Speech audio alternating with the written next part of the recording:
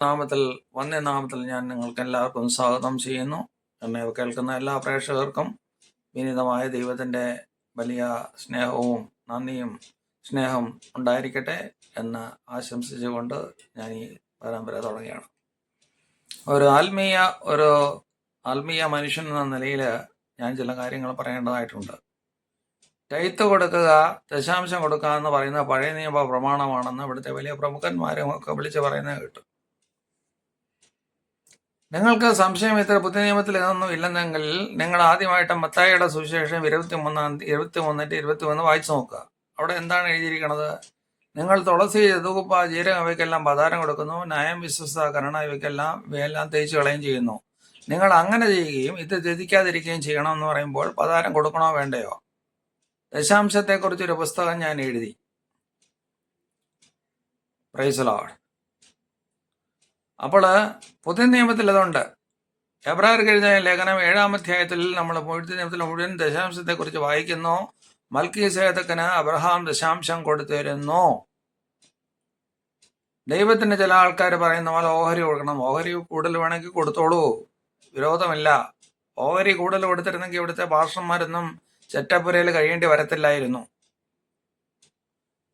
അപ്പോൾ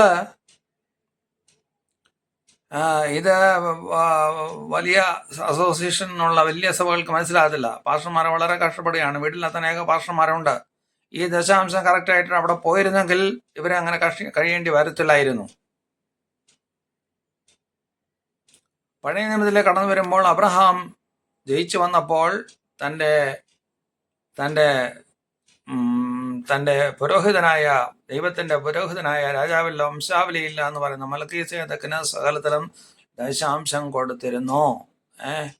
അത് ഫോക്കസ് ചെയ്യാതെ അബ്രഹാം മോറിയാമലയിലേക്ക് കൊണ്ടുപോയത് വിശ്വാസത്തിന്റെ ഭരണസമാപ്തിയാണെന്ന് പറഞ്ഞ് മറ്റേ ദശാംശത്തെ അങ്ങ് വെട്ടിക്കളയുന്നത് എന്തിനാണ്?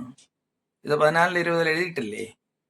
28:20 യാക്കോബ് പറയുന്നു, കർത്താവേ, നീ എനിക്ക് പോകുന്ന വഴിയിൽ ആഹാരവും കിടപ്പാൻ വസ്ത്രവും തന്നു കഴിഞ്ഞാൽ ഞാൻ നിനക്ക് സകലത്തിൻ്റെ ദശാംശം തരുമെന്ന് വളരെ വ്യക്തമായിട്ട് പറയുന്നു.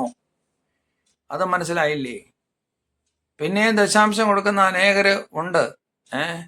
ഈ ദശാംശം എന്ന് പറയുന്നത് ദൈവത്തിനുള്ളതാണ്. അത് പഴയ നിയമത്തിലാണ്. പുതിയ നിയമത്തിൽ ഞാനിപ്പോൾ സംപ്രദിച്ച പോലെ പുതിയ നിയമത്തിലും ദശാംശം തന്നെയാണ്. നിങ്ങൾക്ക് കൂടുതൽ കൊടുക്കണമെങ്കിൽ കൊടുത്തോ. ലൂക്കോസിന്റെ സുവിശേഷം 3:38 പറയുന്ന കൊടുപ്പിനെന്നാൽ നിങ്ങൾ കിട്ടും, നിങ്ങൾ അളക്കുന്ന അളവിനാൽ നിങ്ങൾക്ക് തന്നെ കിട്ടും എന്ന് പറയുന്നുണ്ട്. നിങ്ങൾ അമൃതകുലത്തിൽ കൊടുക്കുന്നതായിട്ടുള്ള കാര്യങ്ങൾ നിങ്ങളുടെ മടിയിൽ തന്നെ തിരിച്ചു തരും. ഞാനെങ്ങനെ കഴിഞ്ഞ 25 വർഷമായിട്ട് ദശാംശ ഔസറൻസി കാലം മുതൽ ഇന്ന് വരെയും ദശാംശത്തിൽ കൂടുതൽ കൊടുത്തിരുന്നു. എൻ്റെ കഷ്ടപ്പാടിൻ്റെ ഭാരത്തിൽ എനിക്ക് ശമ്പളമില്ലാത്ത കാലത്തിൽ വളരെ കഷ്ടപ്പെട്ട് ഞാൻ ദശാംശം അന്നും വളരെ കിട്ടുന്ന തുച്ഛമായ സാണിയിൽ ഞാൻ കൊടുത്തിരുന്നു. ഈ കൊല്ലത്തിന്റെ അങ്ങോളം ഇങ്ങോളം ഞാൻ സുവിശേഷം എത്തിച്ചിട്ടുണ്ട്. പക്ഷേ പുതിയ നിയമ ഉപദേശങ്ങളിൽ ദശാംശമില്ല എന്ന് പറഞ്ഞ് സമർത്ഥിക്കരുത്. അഥവാ സമർത്ഥിക്കാനും സമ്മതം ചെയ്യാനും തയ്യാറുള്ളവരുണ്ടെങ്കിൽ ഫോൺ ചെയ്തിട്ട് ഇങ്ങോട്ട് വരിക. ഞാൻ അവരുമായിട്ട് സംവാദിക്കാനായിട്ട് തയ്യാറാണ്. അതുകൊണ്ട് ടൈത്ത് ചോദിച്ചവൻ ഇടിച്ചു കൊല്ലണമെന്നല്ല പറയേണ്ടത്. ടൈത്ത് മാനം മര്യാദയ്ക്ക് സ്വോത്ര കാഴ്ചപ്പെട്ടിലിടണം. അത് നിന്റെ അല്ല. നിനക്ക് തരുന്ന കൈയുടെ, നിനക്ക് തരുന്ന കണ്ണിന്റെ, നിനക്ക് തരുന്ന ആഹാരത്തിന്റെ എല്ലാത്തിൻ്റെയും ഓഹരിയാണ് നീ കൊണ്ടിടുന്നത്. അത് ദൈവത്തിനുള്ളതാണ്. അതിൽ കൂടുതൽ നീ ദൈവത്തിന് കൊടുത്തോണം. നീ വേണമെങ്കിൽ കൊടുക്കണം. കൊടുത്തില്ലെന്ന് വിചാരിച്ച് നിനക്കൊന്നും പറ്റിയെന്നിരിക്കത്തില്ല. പക്ഷെ ഇങ്ങനെയുള്ള പ്രചരണങ്ങളൊന്നും സംഘടിക്കരുത്. ഞാൻ പറഞ്ഞതൊക്കെ മനസ്സിലായെന്ന് തോന്നുന്നു. 1-2 കൊരിന്ത്യർ 9-ാം അധ്യായത്തിന്റെ 7-ാം വാക്യത്തിൽ പറയുന്നു, സന്തോഷത്തോടെ ലോഭമായി വിതയ്ക്കുന്നവൻ ലോഭമായി കൊയ്യും, ധാരാളമായി വിതയ്ക്കുന്നവൻ ധാരാളമായി കൊയ്യും. സങ്കടത്താലുമല്ല ധർമ്മത്താലുമല്ല സന്തോഷത്തോടെ കൊടുക്കുന്നവനെ ദൈവം സ്നേഹിക്കുന്നു.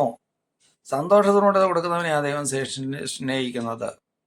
ഇന്ന് അനേക അനാഥാലയങ്ങളും അനേക ക്രിസ്തീയ ഓർഫനേജുകളും മറ്റ് കാര്യങ്ങളും സംരംഭങ്ങളും ഒക്കെ വരുന്നത് നിങ്ങൾ കൊടുക്കുന്ന ദശാംശത്തിന്റെ ഭാഗം കൊണ്ടാണ് എന്നുള്ള കാര്യങ്ങൾ മറക്കരുത്. പുതിയ നിയമത്തിൽ അത് തന്നെ, പഴയ നിയമത്തിൽ അത് തന്നെ. കൂടുതൽ ഓഹരി കൊടുക്കണമെങ്കിൽ കൊടുക്കാം. 1 ലക്ഷം രൂപയുള്ള ഒരു വീട്ടിൽ 2 പേരെ ഉള്ളൂ. മൂന്നാമത് ദൈവമായിട്ട് കണക്കാക്കിയാൽ 33,000,000 രൂപ ദൈവത്തിന് കൊടുക്കേണ്ടി വരും. അങ്ങനെ കൊടുക്കാൻ മനസ്സുള്ളവരുണ്ടോ? എത്ര പേരുണ്ട്?